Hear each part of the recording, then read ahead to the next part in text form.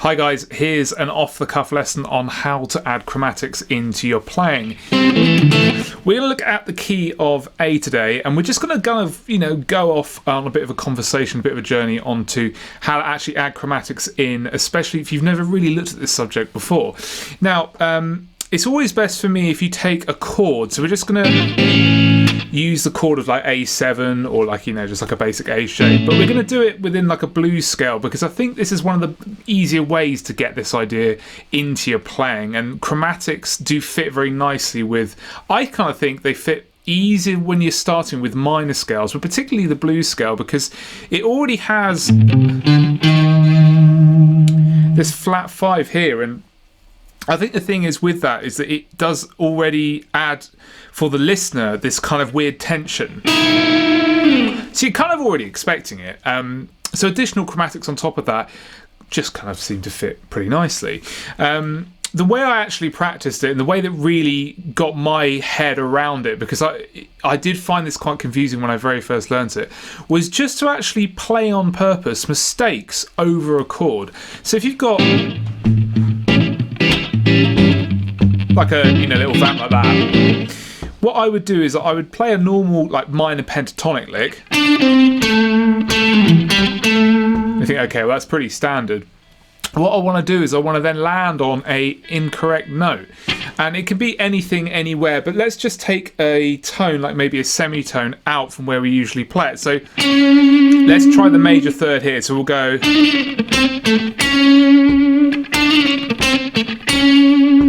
Now, although that is technically a chromatic and it's outside of the blues scale, it is related in some fashion, as are all notes, to this A chord. There's not actually really an incorrect or correct note, it's just what harmonises well or harmonises in the way we want the listener to perceive the music. So for example, if you take the A7 and I add this note in here, well of course it works, especially over the A7 because it's the major third. But it doesn't, the major seventh, it doesn't need to really have rhyme or reason. It just needs to have, you need to in your head think about what does it make me feel. So if I'm going, it's got that kind of, ooh, that's a bit odd because I'm expecting the minorisms. But I get this again.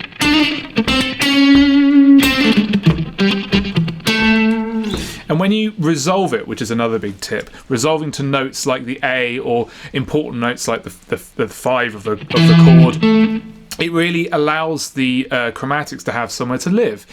But there aren't really mistakes. It's just, like I said, how those notes harmonise and what they make you feel when you're listening to it. So I would just do things like this. I'll take the A. Let's take this one here. Sorry, the...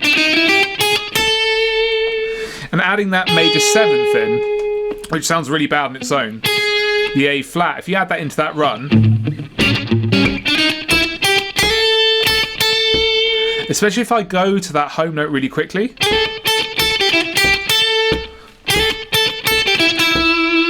and you can hear in my playing what I'm doing is I'm using these chromatics in amongst the licks I know will work from studying my basic scales. So if I know I've got that, you can just throw in a chromatic randomly.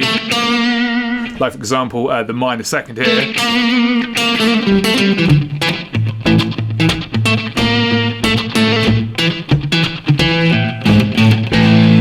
And you can hear how that's really kind of spicing up my playing. And I'm not actually really, I'm definitely not having to learn a different scale in its entirety. I am dipping in and out of different scales, different mode ideas.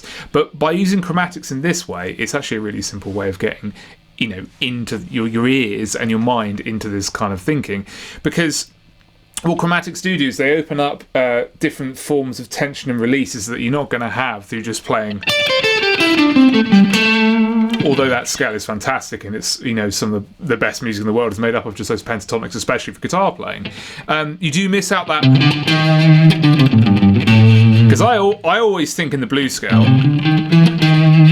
that this note is really a chromatic. That's how I mentally think about it. So instead of trying to analyse scale after scale after scale to think, okay, what does this add into my playing, I'm just making mistakes on purpose. For example, this like this. Let's go.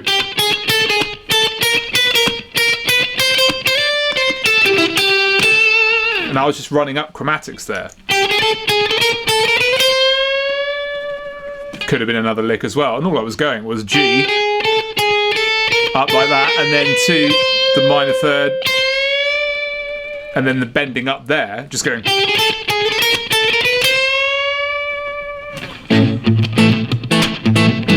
And you can hear how it works with that chord vamp. Now, that's a very loose way of looking at it, but it's a really good way, I think, of getting your ears and getting your mind into actually going, okay, well, I can kind of do this with confidence now, because there's no actual incorrect note. It's just what it sounds like. It's really good then. Another really cool way that you can practice is taking like part of the scale, just say you know this position here, and then just randomly chuck in a wrong note.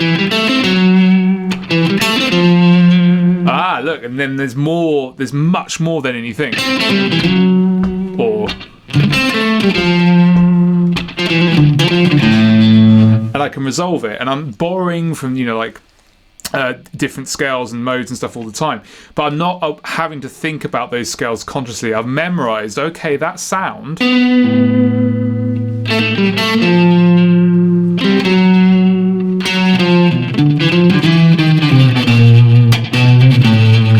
and then I can resolve and bring in more tension or less tension, because I've already experimented with what all those holes are surrounding the scales I already know, and we know the scales that we want to know for this type of progression.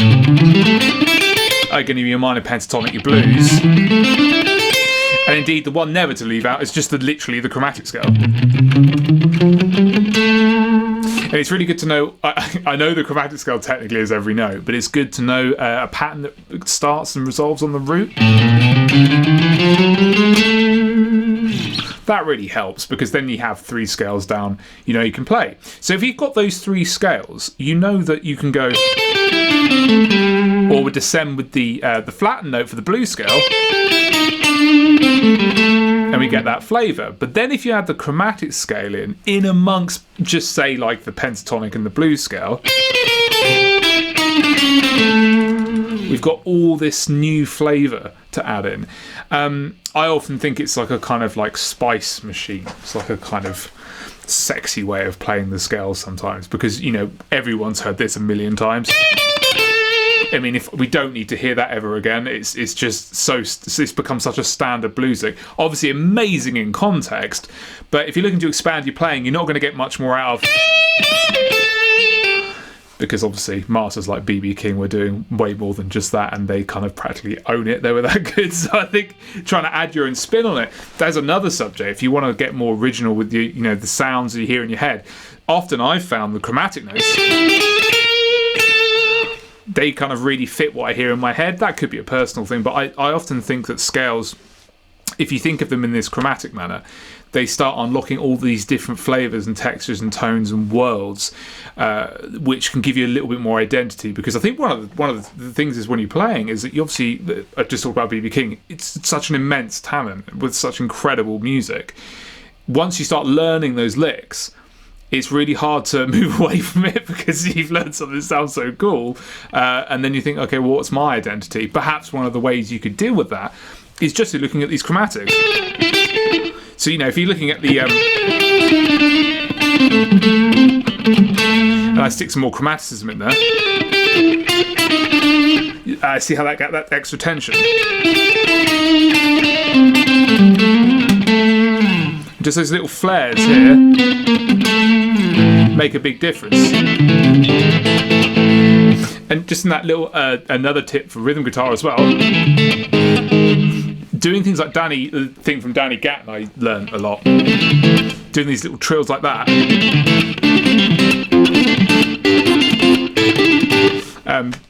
You can make those kind of even more interesting by going,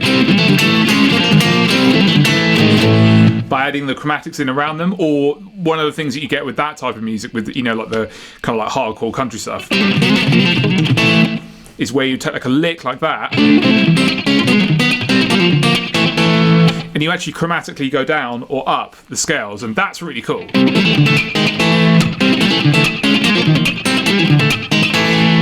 Because we know the centre is, we know that's in the background, but in the foreground, whoa, got all this tension all of a sudden, and it's all coming from chromaticism. When you stick inside the scale that you're expecting, you're not going to get as much tension and release. So if I've got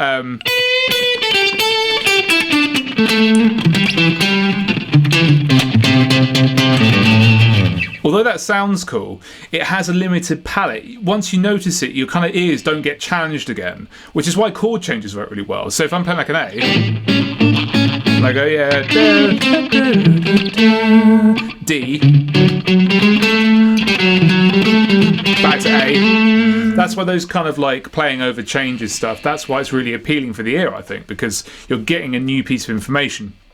So, for example, where this makes more sense is that if you take like a chromatic approach to this, like an A, say we're not moving off that A a lot or at all, you can use chromatics to allow the listener to have something else to think about. So if I take like an A,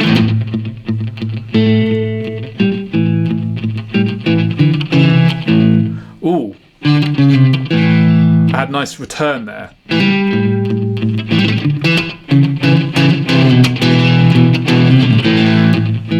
There's a Lisa.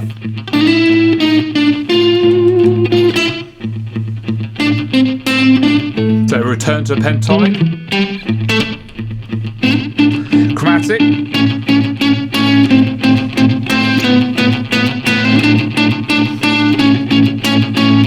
Kind of sounds quite Sgt. Pepper's there a bit. I think what I'm really trying to demonstrate with all of this is how just simply, purposely making errors, I guess you could call them, or accidentals is really, I guess, the technical term, is actually it's actually a real breakthrough in your playing. So if you've been playing guitar maybe for a little bit, been studying and thinking, well, where do I go? What do I do? Just maybe purposely try something out like this where you're taking this chord and just break every rule you possibly can, but listen.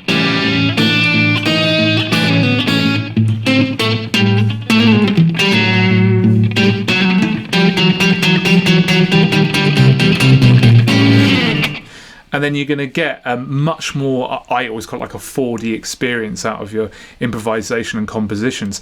Obviously, it's a seasoning to taste thing. It's a thing that I'm still working on quite a lot. But I have to be honest, it's one of those areas that I don't think you ever really master, because once you unlock chromaticism versus scale and modal playing, you really have the whole open sea of of music theory to kind of go through, and the whole, the entire universe of music to look at, because you're not restricting yourself to and everything must be perfect. You're giving it much more personality. That's my opinion anyway, and who am I? So I hope that really helps. That was just an off-the-cuff lesson on getting into chromatics. So if you like this lesson, please smash the subscribe button, and I'll see you guys soon.